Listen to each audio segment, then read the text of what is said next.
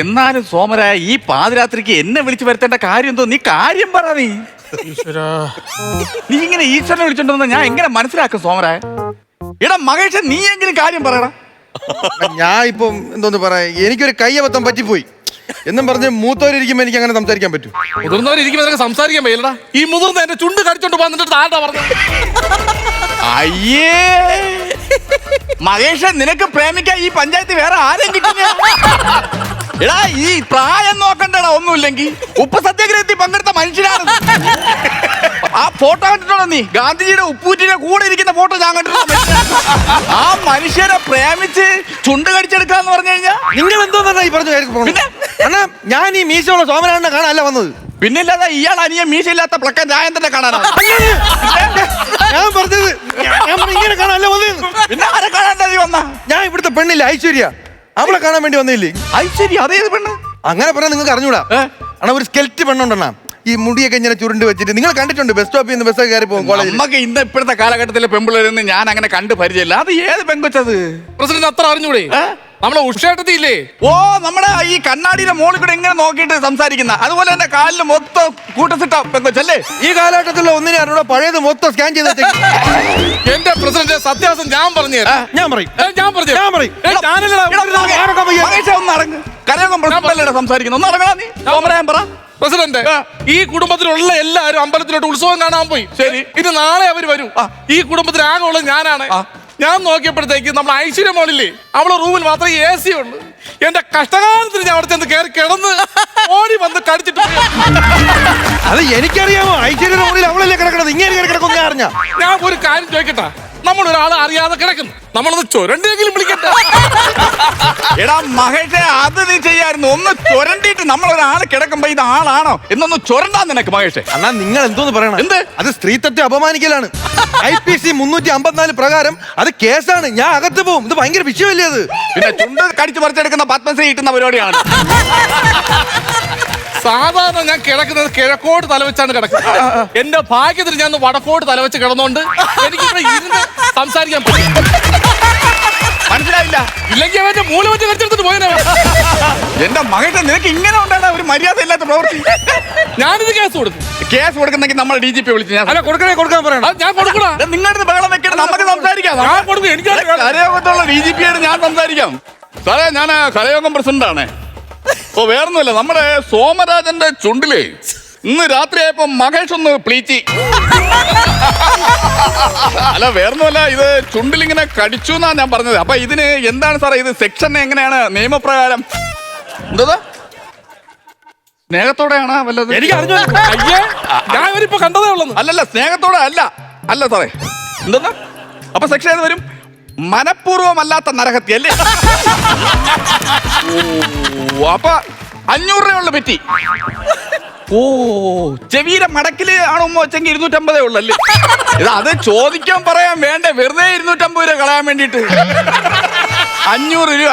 500 രൂപ കൊടുത്ത് സാറേ വിളിക്കാം. സാറേ 500 രൂപ കൊടുത്ത് 500 രൂപ?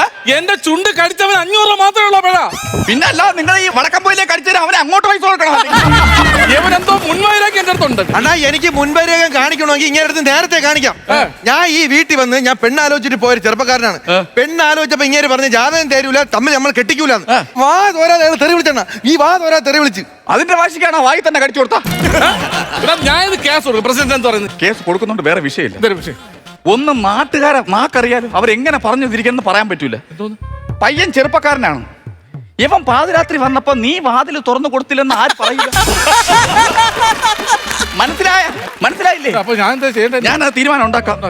മഹേഷേ, ഇവിടുത്തെ പെങ്കുച്ചിനെ ഐശ്വര്യമായിട്ട് നീ എങ്ങനെയാ കണ്ടുമുട്ടിയത്? അപ്പൊ അത് ഭയങ്കര കഥയാണ്. ഞാൻ അവളെ കാണുന്നെന്ന് പറഞ്ഞാൽ കോളേജിൽ വെച്ചാണ്. കോളേജിലെ ഫ്രഷേഴ്സ് ഡേക്ക് ഞാൻ ഒരു പാട്ട് പാടി. അത് കണ്ടിട്ടാണ് ക്രഷ് അടിച്ചെന്നാണ് അവള് പിന്നീട് എന്റെ അടുത്ത് പറഞ്ഞത്. ഏത് പാട്ട്? കർക്കണ്ടം ചുണ്ടിൽ കർപ്പൂരം കണ്ണിൽ. ഇപ്പോഴും ചുണ്ടിനെ കുറിച്ചാണ് പറഞ്ഞത്. ചുണ്ടിൽ എന്താണ് അതിന് നിങ്ങളെ മോകളുടെ എനിക്ക് അപ്പൊ പ്രേമം തോന്നിയില്ലല്ലോ. അവള് സിനിമാറ്റിക് ഡാൻസ് കളിച്ച് എനിക്ക് അപ്പോഴല്ലേ പ്രേമം തോന്നിയത്. Cinematic dance? ഓ, ചുണ്ടത്ത് ചെത്തി ചെണ്ട് വിരിഞ്ഞു. അപ്പൊ ചെറുക്കന്റെ ഭാഗത്ത് മാത്രമല്ല തെറ്റ്, നിങ്ങളുടെ കൊച്ചിന്റെ ഭാഗത്തുകൊണ്ട് തെറ്റ്. ഞാനൊരു കാര്യം ചോദിക്കട്ടെ, ഈ ചുണ്ടത്ത് തെറ്റിപ്പോന്ന് പറഞ്ഞ പാട്ട് കേട്ടാ ഉടനെ നിനക്ക് എങ്ങനെയാ പ്രേമം വന്ന? അപ്പോഴല്ല വന്നത്. പിന്നെ ഞാൻ അവളെ കണ്ട കാലം തൊട്ട് ഞാൻ പറയണ് ആ കോളേജിൽ അങ്ങനെ ഒരു പെണ്ണില്ല. കണ്ണെന്ന് പറഞ്ഞു കഴിഞ്ഞാൽ എന്റെ പൊന്നെണ്ണ അവളെ കണ്ണ് അതുപോലെ ഒരു കണ്ണ് കോളേജിൽ ഇല്ല. മൂക്കെന്ന് പറഞ്ഞു കഴിഞ്ഞാൽ അയ്യോ, പിന്നെ അവളെ ചിരി ഞാൻ പറഞ്ഞ ശരിയാവൂല. പറ്റൂല. ഹലോ, അതായത് ഈ തറവാട്ടിൽ എന്റെ ഐശ്വര്യമൊക്കെ എന്റെ സൗന്ദര്യം കിട്ടിയിരിക്കുന്നു. എന്നെ പറിച്ചു വെച്ചേക്കും. പറിച്ചു വെച്ചേക്കുന്ന ഒരു ചെറുക്കൻ നല്ലപോലെ പറഞ്ഞോണ്ടോ പറിച്ചു വെച്ചേക്കുന്ന. ഞാൻ ഒരു കാര്യം പറയാം, ഈ പെണ്ണ് ഞാനുമായിട്ടുള്ള കല്യാണം നടത്തി തന്നില്ലെങ്കിൽ ദൈവത്തിനാണ് ഈ സംഭവം ഞാൻ പറഞ്ഞുകൊണ്ട് നടക്കും. അതുകൊണ്ട് ഈ കല്യാണം നിങ്ങൾ എങ്ങാനും നടത്തി തരുമെങ്കിൽ നടത്തി തരാം. എന്റെ സോമരാജ കല്യാണം നടത്തി കൊടുക്കണേ നല്ലത്. കാരണം അറിയാലോ കേസ് എങ്ങനെ പോകുന്ന. നീ വാതിൽ തുറന്നിട്ടെന്ന് അറിഞ്ഞു കഴിഞ്ഞാൽ നാണക്കേടാ. ഞാൻ ഒരു കാര്യം പറയട്ടെ, ഈ കല്യാണം നടത്തി കൊടുക്കാൻ എനിക്ക് അവനെ അറിഞ്ഞൂടാ. ഓരാക്കി ഒന്നാണ് ഇവന്റെ ജാതി ഏത്?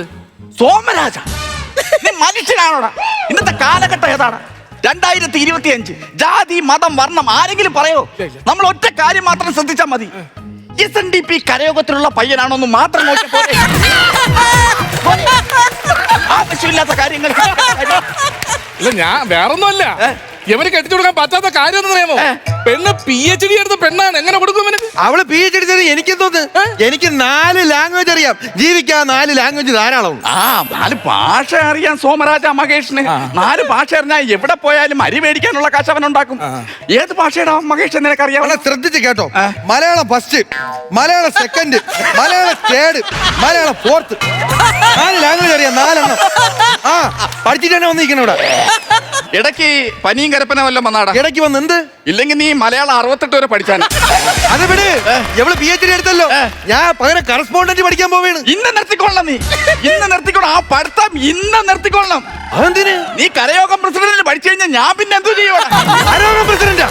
കറസ്പോണ്ടന്റ് അങ്ങനെ സാധനം ഉണ്ട്. കറസ്പോണ്ടന്റ് അതെന്താ സംഭവം? അങ്ങനെ ഉണ്ടെന്നൊക്കെയാണ് പറയണത്. നിങ്ങൾ തെറ്റിക്കുഴി LP സ്കൂളിലാണ് പഠിച്ച?